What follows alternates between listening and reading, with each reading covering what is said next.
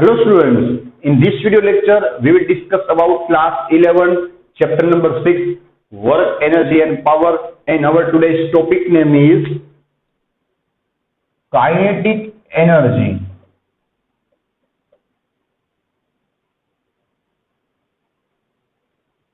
Kinetic energy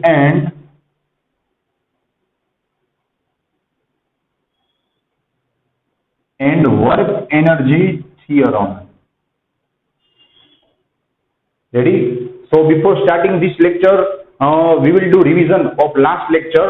last lecture में हम लोगों ने बात की थी कि अगर आप लोगों को फोर्स अगेंस्ट डिस्प्लेसमेंट का और डिस्टेंस का ग्राफ दिया जाए, तो अगर आप लोग इसका एरिया फाइंड कर लोगे तो आप लोगों को इनडायरेक्टली क्या मिल जाएगा, उसका वर्क मिल जाएगा। बिकॉज जब आप लोग इसका एरिया फाइंड कर रहे हो तो आप लोग क्या कर रहे हो, actually you are multiplying length into breadth, means you are actually multiplying the force quantity with distance quantity, and you know the multiplication of force and distance is nothing but it is called work.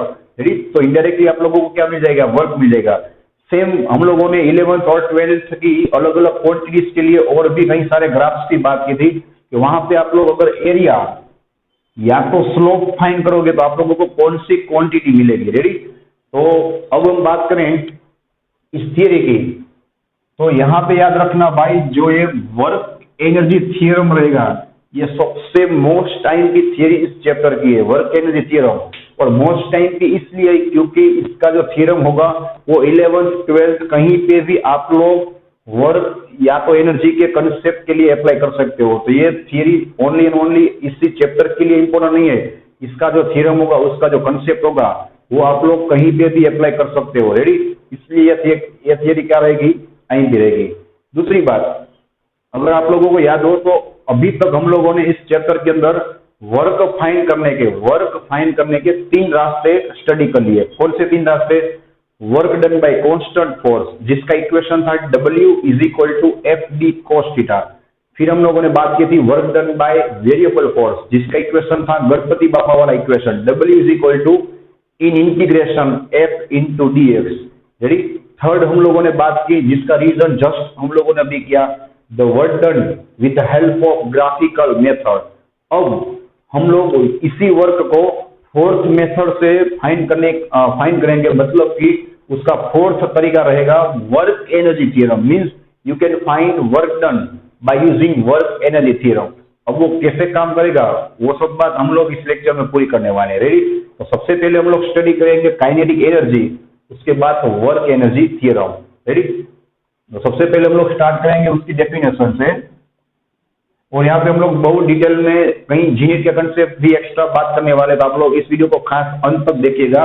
जितना text book में दिया होगा उतना ही नहीं, हम लोग extra भी कई सारी बात करेंगे, तो लास्ट तक आप खास ध्यान रखना। रेडी? तो यहाँ पे हम इसकी डेफिनेशन की बात करें, द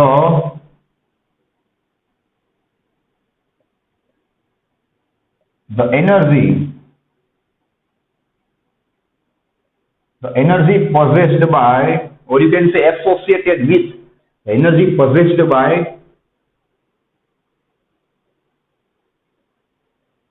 moving body। ठीक है? अगर आप लोग यहाँ पे स्टेशनरी बॉडी लिखोगे तो वो कौन सी डेफिनेशन हो जाएगी, पोटेंशियल एनर्जी की। और अगर आप लोग यहाँ पे मूविंग बॉडी लिखोगे दैट मीन्स वो डेफिनेशन हो जाएगी काइनेटिक एनर्जी की। रेडी? तो यही डेफिनेशन आप लोगों ने स्टैंडर्ड 9 में स्टडी की हुई है। Ready? The energy possessed by moving body to do work is called kinetic energy. This is the basic definition of kinetic energy। ठीक है? जो हम लोगों को दिखा उसके ऊपर से हम लोगों ने ये डेफिनेशन बनाई हुई है। Ready? So the energy possessed by moving body is to do work is called kinetic energy। चलो भाई, यहाँ पे हम लोगों ने एक एक्स्ट्रा वर्ड यूज किया हुआ है to do work, राइट? तो उसका कोई एग्जांपल ले तो आपकी बुक में भी दिया हुआ है कि कोई भी दरिया के अंदर जो अपना शिप रहेगा तो शिप पे हवा का जो एनर्जी होगा, तो हवा के पास कौन सी एनर्जी होगी भाई, काइनेटिक एनर्जी। तो वो हवा की काइनेटिक एनर्जी, राइट, उसकी वजह से शिप को क्या लगेगा भाई, धक्का लगेगा, और शिप का क्या होगा, डिस्प्लेसमेंट होगा। और अगर शिप का डिस्प्लेसमेंट होगा तो दैट मीन्स जो हवा की काइनेटिक एनर्जी थी वो वर्क में क्या हो गई भाई, कन्वर्ट हो गई।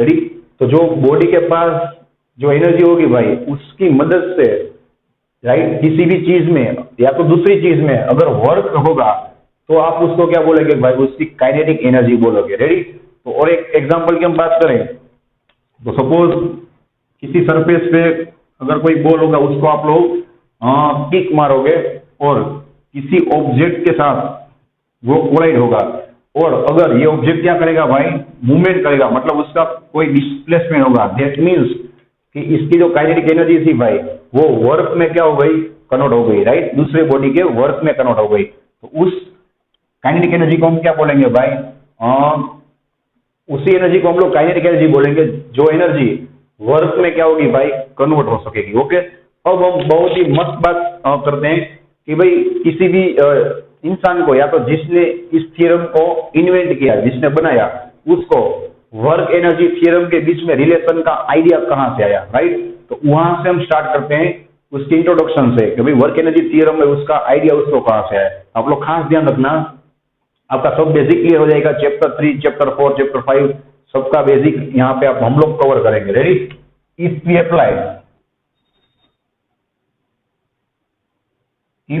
Apply force on body, now you can clearly understand that if you want to apply any type of force, if you want to apply any type of force, you must have some type of energy, you must have some type of energy। तो आपके पास अगर energy रहेगी तो आप लोग किसी भी body पे फोर्स अप्लाई कर सकते हो। रेडी, अब हम नेक्स्ट बात करते हैं, अगर आप लोग फोर्स अप्लाई करोगे तो क्या होगा भाई, विथ प्रूफ। रेडी, हम लोग बात करेंगे F is equal to ma, if you apply force then क्या होगा भाई, बॉडी के अंदर एक्सलेरेशन प्रोड्यूस होगा। उसका प्रूफ कहां से आया, F is equal to ma, इसको हम बोलेंगे F is equal to ma. Right, इसकी शॉर्टकट के रूप में F इज इक्वल टू मा। तो चलो भाई मैं नेक्स्ट स्टेप क्या लिख सकता हूं, the body in body acceleration will be produced. ठीक है, तो बॉडी में क्या होगा भाई, एक्सलेरेशन प्रोड्यूस होगा।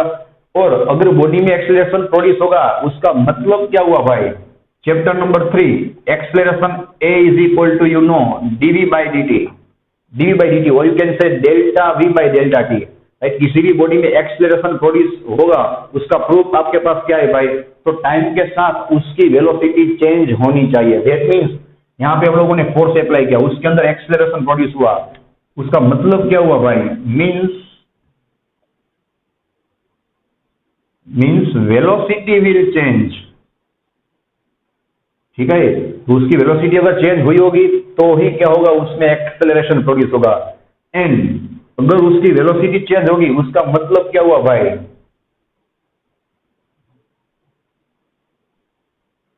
The body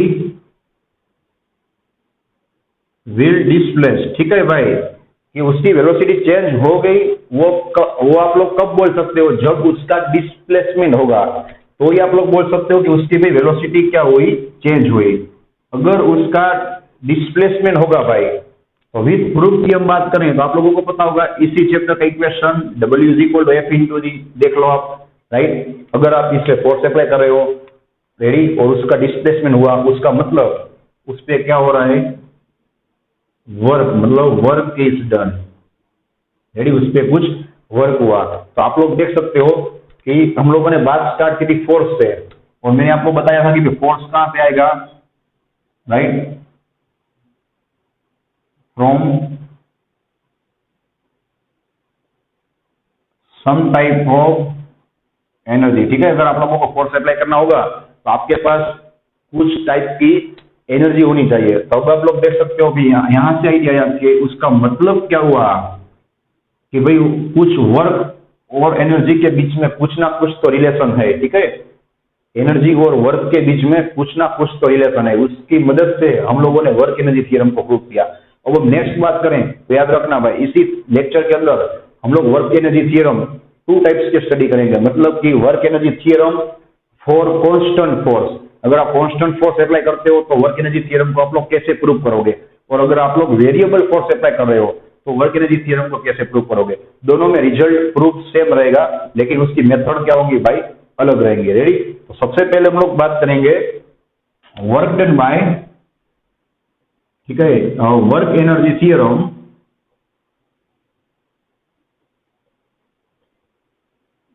work energy theorem for constant force. Ready, constant force के लिए हम लोग वर्क एनर्जी थ्योरम कैसे प्रूव कर सकते हैं। चलो भाई, तो आप लोग खास ध्यान रखना, हम स्टार्ट करते हैं। Constant force, if we apply constant force,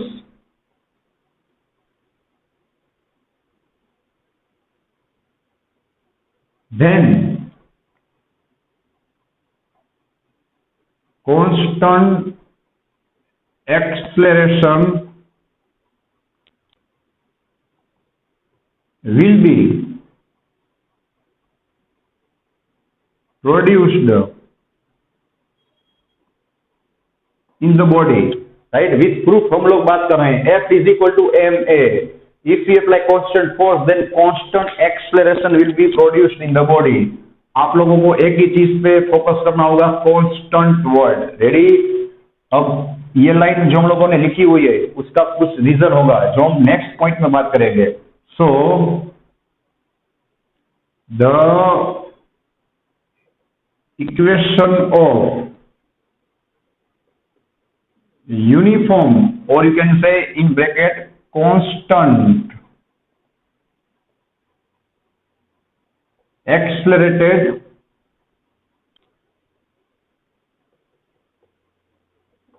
motion is, चलो भाई, तो हम लोगों ने इसका इंट्रोडक्शन दिया, तो why we are using uniform accelerated motion equation, जो आप लोगों ने चैप्टर 3 में स्टडी किया हुआ है।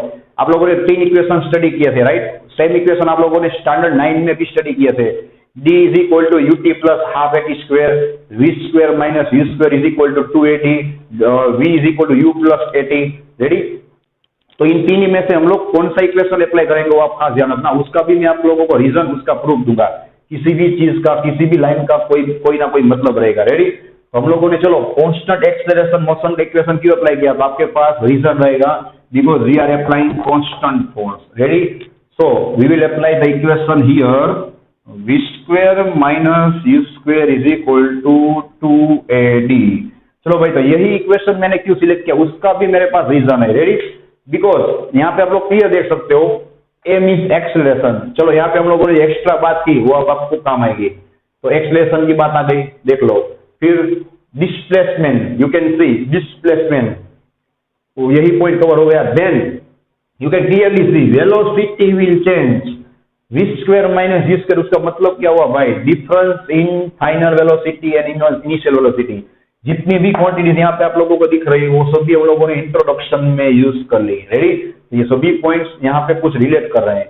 बाकी के इक्वेशन में क्या आएगा भाई, टाइम t आएगा। देख लो, यही एक इक्वेशन है जहाँ पे टाइम t की बात नहीं हो रही। रेडी, तो इसलिए हम लोगों ने ये इक्वेशन अप्लाई किया हुआ है। रेडी, और यही इक्वेशन क्यों, क्योंकि ये कांस्टेंट एक्सेलरेशन का इक्वेशन है। रेडी, और कांस्टेंट एक्सेलरेशन के इक्वेशन, जब एक्सेलरेशन आपका कांस्टेंट रहेगा तो ही आप अप्लाई कर सकते हो। रेडी, वेरिएबल एक्सेलरेशन के लिए ये इक्वेशन, कोई भी इक्वेशन आप लोग अप्लाई कर सकते नहीं। Ready, so now we will multiply both side,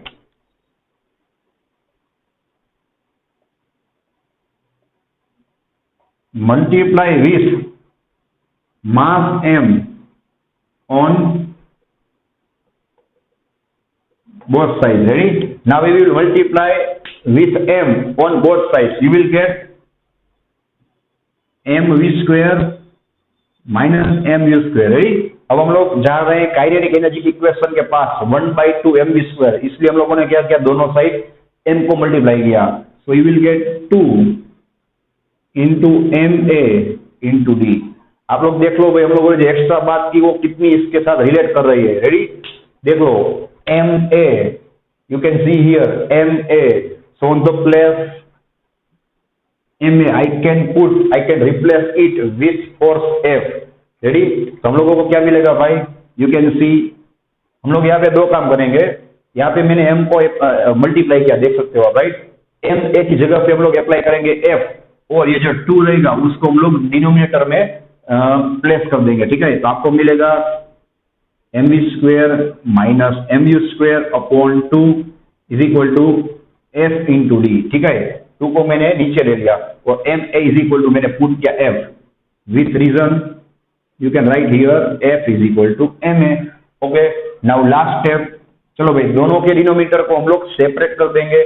आपको मिलेगा half mu square minus half mu square, और on the place F D you can put w। देख लो फिर से क्रॉस मैचिंग आ गया, f into D is equal to w, f into D is equal to w। यहाँ पे जितने वर्ड्स और जितने भी इक्वेशन पुट किए हुए हैं सभी इक्वेशन को हम लोगों ने यहाँ पे, और सभी वर्ड्स को यहाँ पे हम लोगों ने फिर से यूज कर लिया, देख लो आप, ठीक है? तो मतलब ये दोनों का बहुत सारा रिलेशन मैच हो रहा है, that means there is some relation between work and energy, जो हम लोगों को अब मिल गया। रेडी? यहाँ पे आप लोग क्लियर देख सकते हो, it is final kinetic energy. Why? Because v is the final velocity and u is the initial velocity. So 1/2 mv square you can put here kf means final kinetic energy, minus here you can put ki means initial kinetic energy, is equal to w, is equal to, I can write delta k, right? Delta k means change in kinetic energy, change in, you can see, or difference in kinetic energy। चलो भाई, तो यहां से आप लोग work energy theorem का statement लिखोगे, यहां से आप लोग वर्क एनर्जी थ्योरम का स्टेटमेंट लिखोगे, राइट? यहाँ पे आप देख सकते हो कि भाई वर्क डन कितना होगा, खास ध्यान में रखना, काइनेटिक एनर्जी के बराबर नहीं होगा, काइनेटिक एनर्जी के डिफरेंस के बराबर होगा, उसको हम क्या बोलेंगे? Work energy theorem. Common sense की बात है भाई, किसी भी ऑब्जेक्ट अगर मैं वर्क करूंगा तो वो वर्क कौन सी चीज में कन्वर्ट हो जाएगा भाई? इसकी काइनेटिक एनर्जी में, राइट? जितना इसकी काइनेटिक एनर्जी में चेंज आएगा, सपोज अभी इसकी काइनेटिक एनर्जी रहेगी 5 जूल, मतलब कि कॉन्स्टेंटली ऑब्जेक्ट 5 जूल से आगे बढ़ रहा है, और मैं एक्स्ट्रा 2 जूल का वर्क एक्स्ट्रा करूंगा तो क्या होगा भाई? इसकी काइनेटिक एनर्जी अब 5 में से क्या हो जाएगी? 7। तो इसकी काइनेटिक एनर्जी में चेंज कितना आया भाई? 2 जूल। वो कहां से आया? तो जितना मैंने वर्क किया, मतलब कि जितना आप वर्क करोगे उतना क्या होगा? उसकी काइनेटिक एनर्जी में डिफरेंस आएगा। So work is not equal to kinetic energy, but it is equal to the difference of kinetic energy, और you can say the change in kinetic energy. जितना काइनेटिक एनर्जी में change आएगा भाई उतना आपको work मिलेगा, और आप उल्टा भी बोल सकते हो कि जितना मैंने वर्क किया उतना ही क्या होगा? उसकी काइनेटिक एनर्जी में चेंज आएगा। और वो वर्क भी कितना होना चाहिए भाई? Net work. नेट मतलब कि मैं फोर्स कितना भी अप्लाई करूं, राइट? उसमें से जितना नेट फोर्स वर्क में कन्वर्ट होगा वही वर्क हम लोग यहाँ पे ले सकते हैं, राइट? अगर मैंने 100 न्यूटन फोर्स अप्लाई किया, चलो मैंने, लेकिन 20 न्यूटन फोर्स फ्रिक्शन में चला गया, 20 न्यूटन फोर्स फ्रिक्शन में चला गया, तो आपका रिजल्टेंट फोर्स कितना होगा? 80 न्यूटन। तो वही फोर्स से जो वर्क जनरेट होगा वही वर्क क्या होगा भाई? काइनेटिक एनर्जी में कन्वर्ट होगा। अब हम लिखेंगे इसका statement. Ready? The change in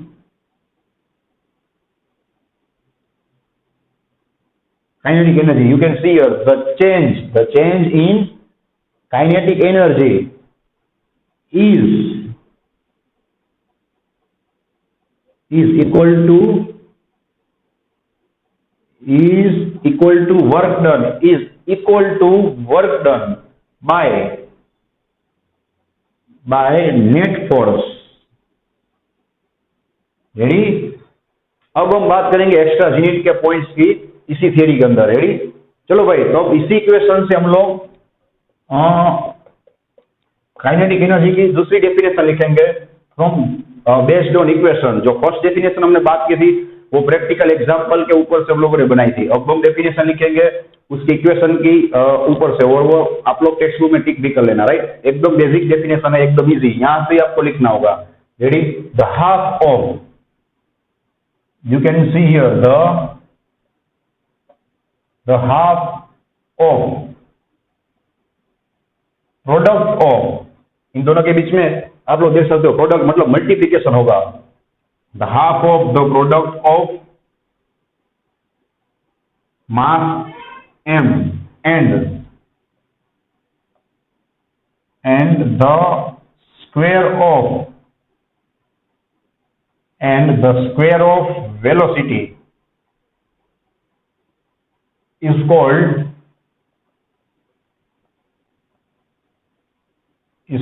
kinetic energy. Ready? This is the definition based on this equation, is called kinetic energy. Ready? The half of the product of mass with the square of velocity. The mass with the, you can see, square of velocity is called kinetic energy. ठीक है, अब हम extra point की बात करें, most type के point for zenith, right? You know the equation already, k is equal to half m square. Now if I multiply and divide, if I multiply and divide with m, mass m, on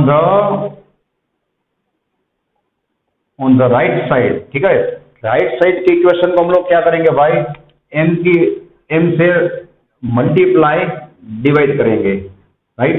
then you will get k is equal to half, m को multiply करना है, m into M क्या हो जाएगा भाई, m square v square, you can see m into M, m square v square, and divide भी करना है m। चलो भाई, इससे क्या होगा आप लोगों को पता चल जाएगा, 1/2। चलो आप लोगों को पता होगा भाई मोमेंटम का इक्वेशन, जो आप लोगों ने चैप्टर 2 में MLT और यूनिट को डिराइव करने के लिए थोड़ा बहुत समझा होगा, राइट? तो यहाँ पे मैं आपको लिख देता हूं, कोई बात नहीं।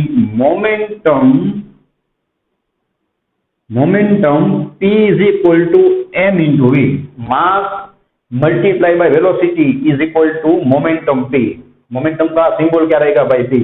तो हम लोगों ने m से मल्टीप्लाई डिवाइड क्यों किया, आपको पता चल गया, m into V is equal to, I can put momentum P, और यहाँ पे स्क्वायर है तो आप लोग क्या करोगे, P स्क्वायर बाय m। देख लो, तो आप लोगों को यहाँ पे मोस्ट टाइम की रिलेशन मिल जाएगा, relation between kinetic energy and momentum P, that is k is equal to P square by 2m। This is most type equation for 11th and 12th standard both. Ready?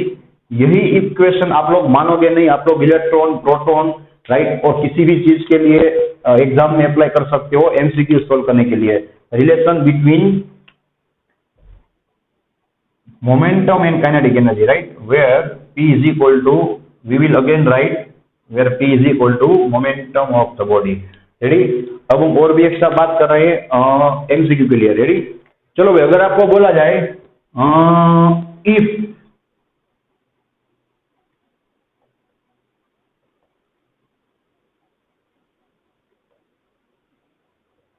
If velocity is constant, अब velocity constant होगा तो आप लोगों को पता होगा भाई, velocity constant होगा, that means a is equal to 0, acceleration क्या होगा, 0, because you know a is equal to delta v by delta t. देख लो, right, a is equal to delta v by delta t. If velocity is constant, अगर भाई किसी भी चीज की वेलोसिटी कांस्टेंट होगी तो उसमें एक्सेलरेशन प्रोड्यूस ही नहीं होगा, बिकॉज एक्सेलरेशन का मतलब ही क्या होगा भाई, चेंज इन वेलोसिटी। अगर आप लोग वेलोसिटी चेंज कर रहे हो तो उसमें एक्सेलरेशन प्रोड्यूस होगा। अगर इसका एक्सेलरेशन 0 रहेगा भाई, तो you know F is equal to ma। Ready? यहाँ पे फोर्स, उसका मतलब क्या होगा भाई, आप लोग नहीं अप्लाई कर रहे, मतलब यहाँ पे फोर्स क्या रहेगा, 0। और अगर फोर्स 0 रहेगा you can say W is equal to F into D. यहाँ पे work W is equal to क्या होगा भाई, 0 होगा। और अगर वर्क 0 होगा तो जस्ट हमने स्टडी किया work energy theorem, W is equal to change in kinetic energy delta K. उसका मतलब क्या हुआ भाई, कि उसकी डेल्टा के मतलब कि चेंज इन काइनेटिक एनर्जी क्या होगी भाई, 0 होगी। याद रखना, काइनेटिक एनर्जी 0 नहीं है, काइनेटिक एनर्जी का चेंज क्या रहेगा, 0। मतलब कि हम लोग यहाँ पे वर्क अप्लाई नहीं कर रहे, तो उसकी काइनेटिक एनर्जी क्या रहेगी भाई, कांस्टेंट रहेगी, राइट। चेंज 0 रहेगा, ध्यान रखना भाई, चेंज 0 रहेगा, ठीक है। उसकी काइनेटिक एनर्जी का चेंज 0 रहेगा, काइनेटिक एनर्जी क्या होगी, कांस्टेंट। उसके 2 रीजन है मेरे भाई, क्यों, अब आप देख लो, हम लोगों ने जो यहाँ पे लिखा वो घूम फिर के वापिस वहां पे आके देख लो आप लोग। चेंज किसी भी चीज का कब कांस्टेंट हो सकता है, जब चेंज किसी भी चीज का कब जीरो हो सकता है, जब वो चीज कांस्टेंट होगी, राइट। तो आप लोग देख सकते हो चेंज इन काइनेटिक एनर्जी अगर जीरो रहेगा, दैट मीन्स काइनेटिक एनर्जी के इज इक्वल टू कांस्टेंट। घूम फिर के हम वहीं आ गए। आप लोग देख सकते हो भाई के इज इक्वल टू कौन सा इक्वेशन होगा, K is equal to half M square, आप लोगों को पता होगा, राइट। तो यहाँ पे आप लोग क्लियर देख सकते हो मास किसी भी ऑब्जेक्ट का क्या होगा भाई, उसके लिए कांस्टेंट रहेगा। और अगर आप लोग वेलोसिटी कांस्टेंट ले लोगे तो ऑब्वियस बात है उसकी काइनेटिक एनर्जी क्या रहेगी, कांस्टेंट। तो हम लोगों ने यही चीज वर्क एनर्जी थ्योरम की मदद से प्रूव की। वर्क एनर्जी थ्योरम की मदद से देख लो कि भाई इसकी काइनेटिक एनर्जी कांस्टेंट रहेगी। Why? Because here the change in kinetic energy zero, उसकी काइनेटिक एनर्जी में कोई चेंज ही नहीं हो रहा, उसका मतलब उसकी काइनेटिक एनर्जी क्या रहेगी, कांस्टेंट। तो घूम फिर के हम वहां गए। और एक चीज आप लोग बोल सकते हो उसकी वेलोसिटी कांस्टेंट रहेगी, रेडी। तो उसका इक्वेशन आपको पता होगा मोमेंटम के लिए, momentum P is equal to mv। आप लोग क्लियर देख सकते हो भाई उसका मोमेंटम भी क्या होगा, कांस्टेंट होगा। क्यों? बिकॉज मास तो कभी चेंज नहीं होगा। वेलोसिटी अगर कांस्टेंट होगी तो मास इंटू भी दोनों कांस्टेंट हो गए, आपका मोमेंटम क्या हो जाएगा, कांस्टेंट। और आप देख सकते हो भाई कहाँ गए हम लोग, यहाँ पे। चलो मास कांस्टेंट, मोमेंटम कांस्टेंट। अगर मोमेंटम कांस्टेंट रहेगा तो भी उसकी काइनेटिक एनर्जी क्या होगी, कांस्टेंट होगी, के इज कांस्टेंट। तो अगर आप लोगों का कंसेप्ट क्लियर होगा तो आप लोगों को यहाँ से कोई भी पॉइंट दिया जाए, राइट, और उसमें से किसी भी और अलग पॉइंट को पूछा जाए तो आप लोग आंसर दे सकते हो। तो यहाँ से आप लोग देख सकते हो कि 10 से 20 अलग अलग एमसीक्यू आप लोगों को पूछ सकते हैं। कैसे? मैं आपको एग्जाम्पल दे रहा हूँ। अगर आपको बोला जाए the force we are applying is zero, right, what will be kinetic energy, आप लोग बोल सकते हो कांस्टेंट, राइट। कई स्टूडेंट क्या करेंगे भाई, एफ जीरो होगा तो काइनेटिक एनर्जी को भी क्या बोल देंगे, जीरो। नहीं, काइनेटिक एनर्जी क्या होगी भाई, कांस्टेंट। अगर उसका चेंज पूछा जाए तो क्या रहेगा, जीरो। अगर वर्क पूछा जाए तो क्या रहेगा, जीरो। अगर फोर्स जीरो होगा और मोमेंटम पूछा जाए तो क्या रहेगा, कांस्टेंट। अगर फोर्स जीरो होगा, काइनेटिक एनर्जी पूछा जाए तो क्या आएगा, कांस्टेंट। अगर फोर्स जीरो होगा तो एक्सलेरेशन भी क्या होगा, जीरो। और एक्सलेरेशन जीरो होगा उसका मतलब उसकी वेलोसिटी क्या होगी भाई, कांस्टेंट होगी। अब कहीं से भी दूसरी इक्वेशन में जा सकते हो अगर आपके पास सभी चीज का कंप्लीट नॉलेज होगा तो, रेडी। अब चलो हम लोगों ने इसकी थियरिटिकल बात तो कर ली, अब इसका एग्जांपल लेते हैं, राइट। वही एग्जांपल जो आप लोगों ने आगे स्टडी किया हुआ है, रेडी। चलो भाई आपको पता होगा यूनिफॉर्म सर्कुलर मोशन के बारे में, राइट। हम लोगों ने कई बार रिपीट किया हुआ है uniform, here you can C uniform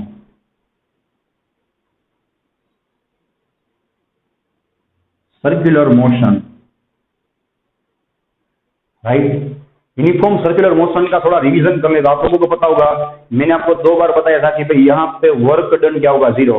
उसके मैंने आपको 2 रास्ते बताए थे, यहाँ पे मैं आपको तीसरा रास्ता बताऊंगा, why the work is zero in uniform circular motion. सबसे पहले हम लोग लास्ट 2 रास्तों की बात कर ले। तो सबसे पहले पॉइंट में मैंने बात की थी कि भाई वर्क डन कब होगा, अगर आपका फोर्स डिस्प्लेसमेंट की डायरेक्शन में होगा और अगर आपके फोर्स का कोई कंपोनेंट डिस्प्लेसमेंट की डायरेक्शन में होगा तो ही वर्क होगा।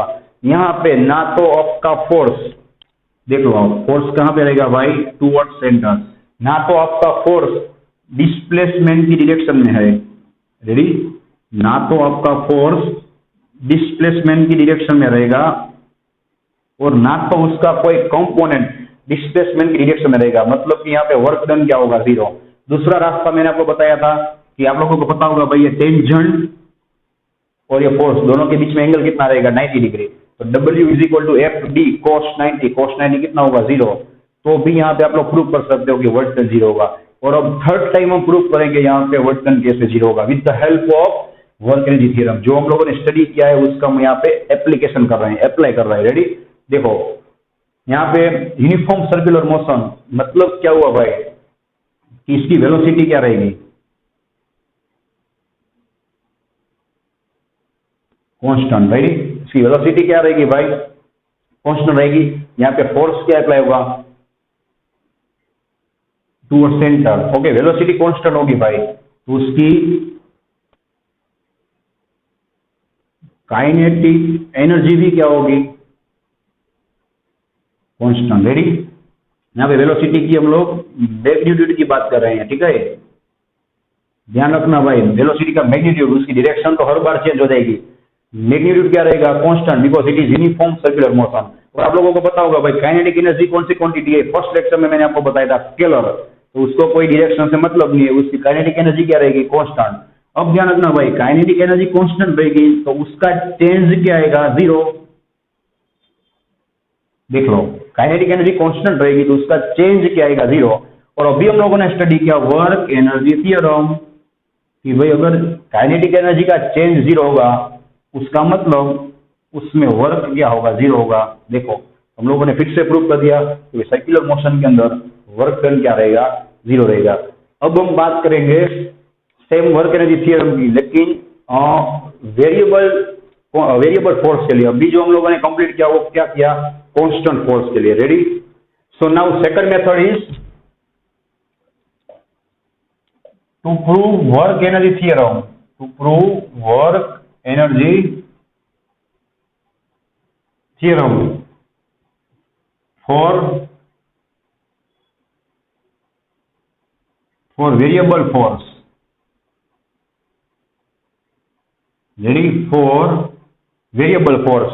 चलो भाई, जैसे हम लोगों ने बात की थी कि भाई अगर आप लोग कांस्टेंट फोर्स अप्लाई कर रहे हो तो उसका एक्सेलरेशन भी कांस्टेंट होगा, इसीलिए हम लोगों ने वहां पे कांस्टेंट एक्सेलरेटेड मोशन का इक्वेशन अप्लाई किया था।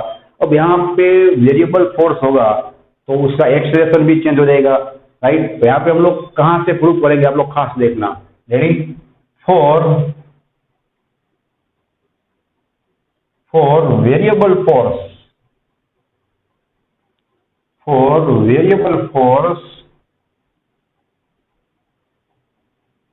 Work done W is equal to in integration F into dx, integration will be from initial to final. चलो भाई, अब कुछ याद आया, मैंने आपको बताया था कि मैं आगे आगे आपको फिर से याद करवाऊंगा। कौन सा इक्वेशन है भाई, ये गणपति बापा वाला। क्यों, because we are applying here variable force. मैंने अभी रिवीजन किया था राइट स्टार्टिंग में, अगर वेरिएबल फोर्स रहेगा तो आप लोगों को गणपति बापा वाला इक्वेशन अप्लाई करना होगा।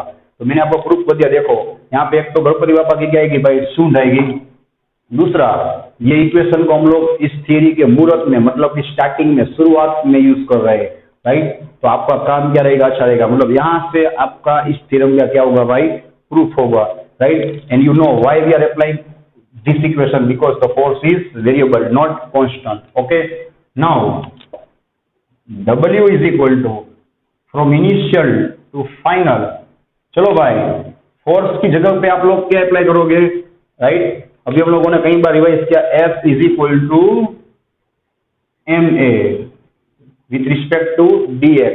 ओके, नेक्स्ट स्टेप, चलो भाई m तो कांस्टेंट रहेगा, उसका कुछ काम नहीं है, m को आप लोग बाहर लोगे, m in integration I to f a into dx। चलो भाई, अब हम फोकस करेंगे ऑन एक्सेलरेशन, राइट। एक एक चीज का आप लोगों को रीजन मिलेगा। यहाँ पे एक्सेलरेशन होगा भाई, तो आप लोग dx के रिस्पेक्ट में कभी एक्सेलरेशन का इंटीग्रेशन नहीं कर सकते हो, राइट। यहाँ पे dx होगा तो यहाँ पे भी क्वांटिटी उसके मुताबिक होनी चाहिए, तो ही उसका एक्सेलरेशन होगा। तो अब हम नेक्स्ट पॉइंट कौन सा लिखेंगे भाई, W is equal to m from initial to final. चलो भाई, एक्सेलरेशन मीन्स क्या होगा, dv बाई dt, आप लोगों को पता ही होगा, right. Chapter number 3, the change in velocity with respect to time is called acceleration, or you can say velocity by time is acceleration, right. You can say dv by dt. Next step, W is equal to m in integration initial to final। चलो भाई, अब हम क्या करेंगे, ध्यान रखना खास, dx को dv की जगह पे और dv को dx की जगह पे हम लोग शिफ्ट कर देंगे, तो आप लोगों को मिलेगा dx by dt into dv। Check कर लो शांति से, right. dx on the place of dv and dv on the place of dx, right. चलो अब इससे बेनिफिट क्या होगा वो आप लोग देखना, right. So W is equal to m in integration initial to final. चलो भाई, dx बाई dt मतलब क्या हुआ, चेंज इन, और you can say difference in distance with respect to time, और you can say distance by time. dx by dt मतलब क्या होगा, वेलोसिटी v। अब आप लोग देख लीजिए, आपका दो फायदा हो गया। चलो भाई, dx बाई dt निकल गया, वेलोसिटी आ गया, और यहाँ पे आप लोग देखो dv के रिस्पेक्ट में ऑटोमेटिक v आ गया, तो आप लोग v का इंटीग्रेशन dv के रिस्पेक्ट में कर सकते हो, क्योंकि यहाँ पे दोनों क्वांटिटी सेम है। अब आप लोग देख सकते हैं, एक का इंटीग्रेशन dx के फॉर्म में नहीं हो सकता। रेडी, हम लोगों ने क्या पुट किया भाई, dx बाई dt मतलब कि क्या होगा, velocity v। So w is equal to m। चलो भाई, इंटीग्रेशन का मतलब क्या होगा आप लोगों को बताना चाहिए। ऊपर अगर x पावर रहेगा तो इंटीग्रेशन का रियल क्या होगा भाई, x पावर और इंक्रीज हो जाएगा, और वही पावर कहाँ आएगा, नीचे डिनोमिनेटर के अंदर। आप लोगों को मिलेगा v रेस टू 2, राइट, 1 + 1 2 हो जाएगा, and 2 will jump into the denominator. अब हम लिमिट कैसे अप्लाई करेंगे भाई, यहाँ पे वेलोसिटी के लिए वेलोसिटी की लिमिट अप्लाई करेंगे। इनिशियल मतलब क्या होगा, सपोज इनिशियल वेलोसिटी रहेगी v1 एंड फाइनल वेलोसिटी क्या रहेगी यहाँ पे, v2, राइट। यहाँ पे जो क्वांटिटी दी होगी, या तो आप जिसके रिस्पेक्ट में जिसका इंटीग्रेशन कर रहे हो उसकी लिमिट यहाँ पे आप लोगों को पुट करनी होगी। यहाँ पे आप लोग u एंड v भी अप्लाई कर सकते हो। u मतलब final, sorry initial velocity, and v मतलब फाइनल वेलोसिटी। चलो भाई, next w is equal to m। Integration का रूल क्या होगा भाई, upper limit minus lower limit. v की जगह पे आप लोगों को लिखना होगा सबसे पहले अपर लिमिट क्या होगा, v2 स्क्वायर बाई 2 माइनस, अब लिखना होगा lower limit v1 square by 2। चलो भाई, last step w is equal to m को आप लोग अंदर लोगे तो आपको क्या होगा, m यहाँ पे भी मल्टीप्लाई होगा और यहाँ m होगा यहाँ पे भी मल्टीप्लाई, आपको मिलेगा 1/2, you can C 1/2 into m into v2 square minus again 1/2 m v1 square. चलो भाई, घूम फिर के हम वापस वहां पे आ गए, हाफ mv2 स्क्वायर मतलब क्या होगा भाई, final kinetic energy, minus half mv square mv1 square मतलब क्या होगा भाई, initial kinetic energy, is equal to आप लोग क्या लिख सकते हो भाई, डेल्टा के।